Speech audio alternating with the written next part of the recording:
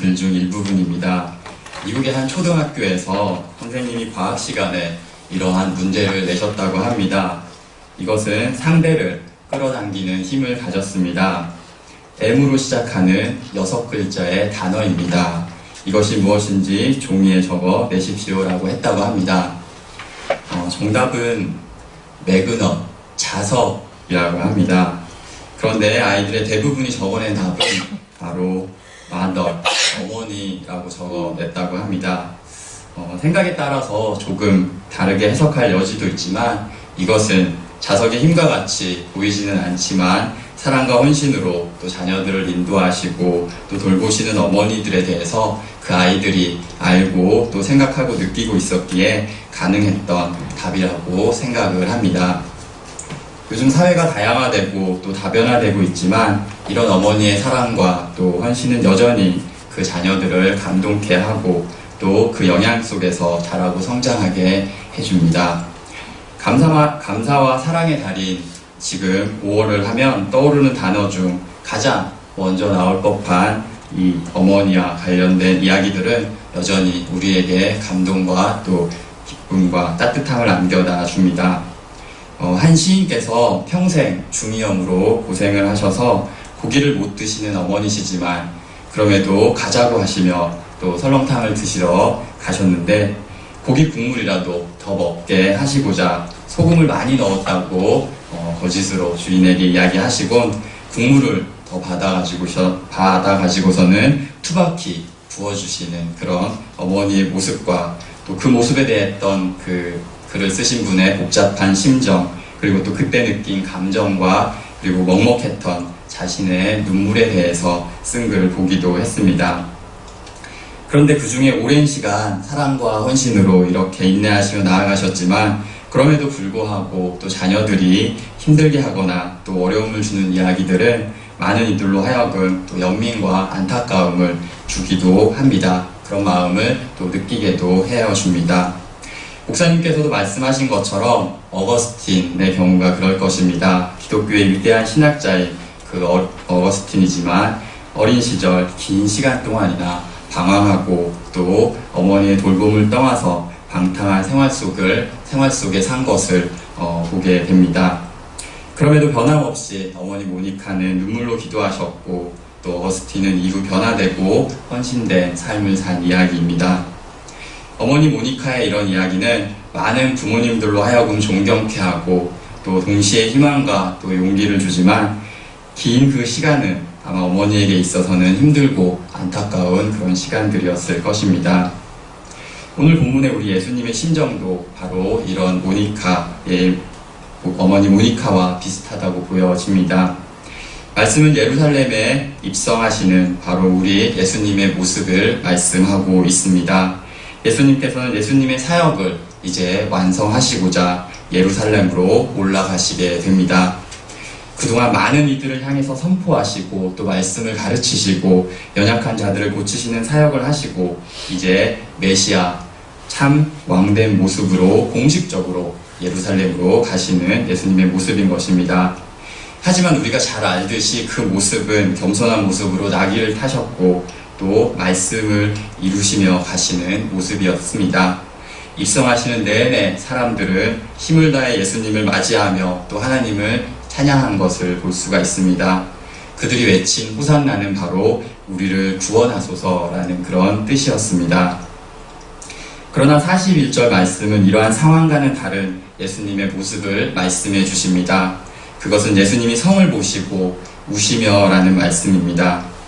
백성의 무리의 환영과 또 찬양 속에 성에 다다르신 예수님께서 바로 우신 것이기에 그 눈물이 어떤 눈물이었을까라는 그 의미를 한번 생각해 보고자 합니다.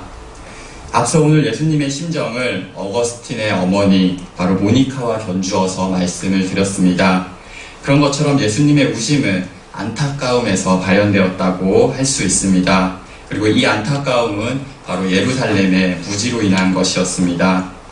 예수님은 42절에서 말씀하십니다. 너도 오늘날 평화에 관한 일을 알았다면 좋을 뻔하였거니와 지금 내 눈에 숨기워 있다라고 말씀하십니다. 이 말씀은 바로 예수님의 진한 아쉬움의 말씀인 것입니다.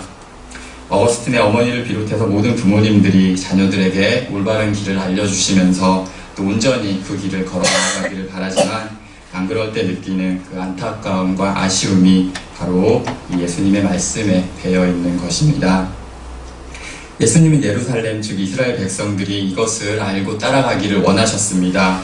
오늘 여전히 알지 못하는 것에 안타까워하시고 또 그러기에 우셨던 것입니다.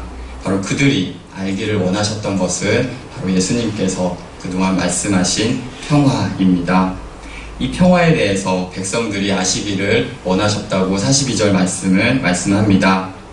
하지만 이 평화는 백성들, 열렬히 예수님을 환영했던 그들도 바라고 원했던 것입니다. 바로 자신들을 구원할 메시아 왕을 원하면서 또 그분이 자신들을 평화로이 인도해 주실 것을 바라고 있었던 것입니다. 그런데 예수님과 백성들의 이 평화에 차이가 있었음을 알 수 있습니다. 바로 43절과 44절은 앞으로 예루살렘이 원수들에게 둘러싸이고 또 심한 어려움을 겪으며 결국 망하게 됨을 말씀하십니다. 그리고 그 이유가 바로 권고받는 날을 알지 못함이다 라고 말씀하십니다. 바로 이 권고받는 날을 알지 못한다는 이 말은 하나님께서 주신 시간과 그리고 기회를 바로 인식하고 또 그들이 분간하지 못했다는 말입니다. 다시 말해 하나님께서 백성들을 위해 지금 주신 분 바로 예수님을 통해서 그들이 누릴 평화를 말씀하시고 또 가르치시고 3년간 보여주셨음에도 불구하고 그들이 알지 못함을 말하고 있는 것입니다. 일찍이 이사야 선지자도 그가 찔림은 우리의 허물이요 또 그가 상함은 우리의 죄악을 인함이라 그가 징계를 받음으로 우리가 평화를 누린다고 말씀하셨습니다. 그리고 그가 채찍에 맞음으로 우리가 나음을 입었다라고 말씀하신 것을 알 수 있습니다. 자신들에게 평화를 누리게 하실 메시아 구주가 바로 42절의 표현처럼 지금 그들에게 계시고 또 그들에게 오셨음에도 불구하고 그것을 알지 못하고 점점 허물어져 가는 이스라엘을 보시고 예수님은 안타까워 눈물을 흘린 것입니다. 누가복음 23장 21절에 보면 백성들이 예수님을 향해서 저를 십자가에 못 박게 하소서, 십자가에 못 박게 하소서라고 소리지는 것을 보게 됩니다. 그리고 빌라도가 예수님에 대해서 놓아주려고 하자 23절에는 큰 소리로 못 박기를 더 재촉하는 모습을 볼 수 있습니다. 그들은 그들을 향해 예수님께서 예루살렘으로 들어오셨지만 결국 자신들의 손으로 이렇게 예수님을 십자가를 지시게 하는 것을 보게 됩니다. 말씀은 그들에게 이렇게 말씀합니다. 그들의 그런 소리가 이겼다라고 표현하고 있습니다. 우리에게 이 오늘은 중요합니다. 그리고 지금 이 시간은 굉장히 소중합니다. 예루살렘을 향해서 눈물 흘리신 예수님께서는 누가복음 19장 앞부분에서 자신을 만나고 변화된 삭개오를 향해서는 이렇게 말씀하십니다. 오늘 구원이 이 집에 이르렀으니 라고 말씀하십니다. 그리고 인자가 온 이유가 바로 이런 잃어버린 자를 찾아 구원하기 위함이다 라고 말씀하십니다. 삭개오가 예수님을 만난 이 오늘 그 시간은 바로 백성들의 소리가 이긴 그 시간과 다른 바로 그들의 그 오늘과는 다른 예수님께서 오신 목적을 성취하시고 그리고 동시에 누군가는 주님께서 말씀하신 그 참 평화를 깨닫는 시간이기에 그렇습니다. 그러므로 이 순간 바로 오늘 우리의 순간들이 주님의 평화와 영광의 순간들이 되기를 힘써 나아가야 하겠습니다. 주님께서 지금 우리를 보시고 안타까워 우시는 상황을 만들지 말아야 하는 것이 바로 우리를 향한 사명이라고 할 수 있습니다.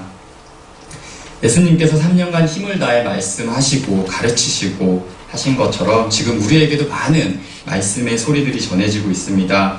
그러게 먼저 받은 우리들은 우리 주님의 평화와 영광에 힘과 능력이 있음을 믿고 담대히 나아가야 합니다. 바로 예수님께서 입성하실 때 사람들이 기뻐 큰 소리로 주의 이름으로 오시는 왕이여 하늘에는 영광이요 땅에는 기뻐하심을 입은 자들의 평화로다 라고 말씀하실 때 이를 원하지 않았던 바리새인들이 그런 당신의 제자들을 책망하소서 단속하라고 이야기를 합니다. 이때 예수님은 말씀하십니다. 만일 이 사람들이 잠잠하면 바로 잠잠하게 된다면 돌들이 소리 지르리라 라고 말씀을 하십니다. 우리 주님의 평화와 영광의 그 소리는 어떤 상황이라도 막을 수 없음에 대해 이렇게 말씀하신 것입니다. 44절의 날이 이르러 돌 위에 돌 하나도 남지 않은 안타까운 일이 생긴다고 하더라도 그때 거기에 남은 유일한 돌들마저도 주님의 평화와 영광에 대해 소리 지르고 외칠 수 있는 힘과 능력이 있음을 말씀해 주시는 것입니다. 하지만 그런 가운데 오늘의 바리새인과 그리고 또 백성들과 같이 그 소리를 쉬 받아들이지 않거나 또 있는 자들도 쉽게 있는 자들도 만나게 될 것입니다. 굳어진 사고의 습관과 그리고 잘못된 믿음의 고착화로 인해서 예수님을 원하지 않았던 이 바리새인들과 같은 사람들이 우리 곳곳에 있는 것이 사실이기도 합니다. 또한 베드로와 같이 예수님을 향해서 훌륭한 고백을 해놓고서는 예수님의 십자가의 고난에 대해서는 만류하는, 그리고 입성 때 열렬히 주님을 환호하지만 금방 돌아선 백성들과 같이 쉬 흔들리고 또 동요하는 이들 역시 우리 곳곳에 있게 됩니다. 그럴 때 우리는 약해질 수 있습니다. 두려울 수 있습니다. 말씀의 참 뜻을 가지고 나아갔던 루터도 또 사도 바울도 그런 경험으로 인해서 약해졌던 것을 보게 됩니다. 사도 바울은 고린도 후서에서 우리가 아시아에서 당한 환난과 고난을 통해서 살 소망까지도 끊어지고 또 사형 선고를 받은 줄 알았다라고 전하는 것을 보게 됩니다. 하지만 지금 우리 교회가 있기에 우리는 그 역할들을 더욱 잘 감당하며 나아갈 수 있습니다. 그러기에 포로에서 돌아와 백성들을 위해 힘쓴 에스라도 무너진 성전을 재건하는 일에 전념하였던 것을 볼 수가 있습니다. 영적인 지도자로 백성들을 위해 가장 먼저 해야 할 일이 바로 그것이기에 열심을 다했습니다. 사마리아인들이 와서 방해를 하더라도 묵묵히 그 일을 수행해 나간 것을 보게 됩니다. 그리고 오늘 우리 예수님도 입성 후에 성전으로 가신 것을 보게 됩니다. 성전으로 들어가셔서는 장사하는 자들을 내어 쫓으시며 성전의 올바른 역할에 대해서 말씀해 주셨습니다. 그것은 첫째 기도하는 역할이며 두 번째 말씀을 가르치는 일입니다. 예수님은 내 집은 기도하는 집이 되리라 라고 하였는데 너희는 강도의 구려를 만들었다 라고 꾸짖으십니다. 그리고 날마다 성전에서 가르치셨다고 말씀합니다. 역시 그 가르침에도 힘과 능력이 있음을 알 수 있습니다. 바로 대제사장들과 서기관들과 백성의 두목들이 예수님을 죽이고 사역을 방해하려는 생각을 짜내려고 노력하지만 백성들이 다 귀를 기울여 그 말씀을 듣고 있기에 어찌할 방법을 찾지 못했다고 48절은 말씀하고 있습니다. 그러므로 그리스도를 머리로 모신 바로 공동체이며 또 그곳에 있는 우리 한 명 한 명의 교회는 이 기도와 함께 말씀을 전하고 가르치는 일에 힘을 다하는 것이 당연합니다. 예수님이 가지신 안타까움과 애통의 마음으로 간절히 다른 이들을 위해 기도드리며 말씀의 소리를 내야 합니다. 이를 통해 지금 우리의 이 순간에 주님의 평화와 영광이 나타나게 될 것입니다. 우리의 기도와 말씀 전함이 지금 우리의 곳곳에서 바로 삭개오가 돌아오는 귀한 순간과 같은 일들을 빚어나가게 될 것입니다. 헬라어 에피판이라는 단어가 있습니다. 이 단어는 바로 명백히 드러난다는 의미로 예수 그리스도 안에서 하나님의 나타나심을 의미하는 말입니다. 그리고 이 삭개오의 순간이 바로 이런 에피파니의 순간이며 또 우리의 기도와 말씀 전함과 그 가르침이 바로 그 순간을 만들어내게 될 것입니다. 중보기도는 다른 사람을 위해서 기도하는 것을 말하고 있지만 그 원뜻을 찾아보면 사람들에게 일어난 죄의 문제를 놓고 하나님과 또 사람들 사이의 중재를 위해서 기도한다는 뜻이라고 합니다. 사람들이 뉘우쳐 돌아오고 또 하나님이 용서하시는 바로 이 에피파니의 순간을 위해서 기도하는 것이 중보기도라는 것입니다. 하나님께서는 모세와 같은 그런 중재자를 찾으셔서 기독케 하셨고 또 하나님의 말씀을 전하고 가르치게 하셨습니다. 그리고 그 중재를 예수님이 완성하셨으며 또 그분의 머리 대신 교회를 통해서 지금 우리가 그것을 감당하게 해주셨습니다. 말씀을 정리하고자 합니다. 오늘 우리는 예수님의 안타까움과 그리고 그로 인해서 우신 것을 보았습니다. 예수님은 당시의 평화에 대해서 말씀하셨지만 당시 그들의 눈에 숨기워 있다라고 탄식을 하셨습니다. 하지만 예수님은 마태복음에서 너희는 세상의 빛이고 또 산 위에 있는 동네가 그것을 숨기지 못할 것이다 라고 말씀하셨습니다. 그것은 우리 교회가 말씀과 기도로 빛 대신 주님의 빛으로 나아갈 때 우리의 곳곳에 주님의 그 빛은 숨기지 못하게 될 것이라는 것입니다. 빛 대신 주 바로 어둠 가운데 비추사 우리의 눈이 그 빛을 보는 바로 이 찬양의 가사처럼 되는 것이고요. 또 이제 우리를 통해 그것이 빛나게 되어 이 땅에 비춰지게 되는 것입니다.